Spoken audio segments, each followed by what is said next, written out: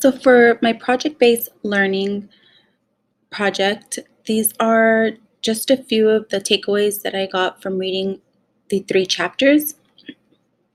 So from chapter 3, Imagining the Possibilities, I learned that projects are complete learning experience for students.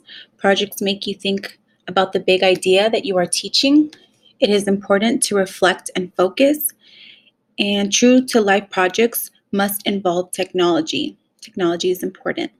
Experiences develop learning connections. So when students are able to make a connection to something that they are learning, they find it a little bit more interesting.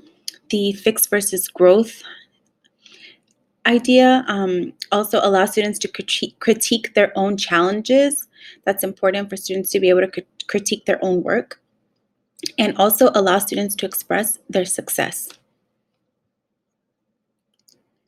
For chapter 4, Strategies for Discovery, these are some of the takeaways that I got from this chapter. Be as selective as possible. Technology layered over traditional practice is important. Develop a flexible framework.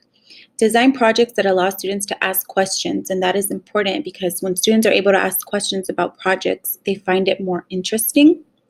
Allow open-ended questions. The best projects share important features.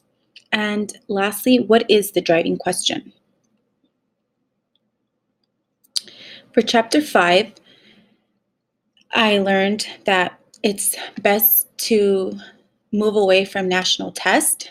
2 main assessment purposes are to measure learning and to evaluate. So I learned that those are very important, starting with learning objectives and then begin project planning. So it's important to create an objective first before beginning your planning. And usually teachers do that with lessons. It's important to state the objective first. Teachers can use school-wide rubrics or can create their own rubrics. Adjust projects based on performance. Create a project timeline, set milestones, a plan for students, and guide student efforts. And yeah, this is what I learned reading these 3 chapters. Thank you.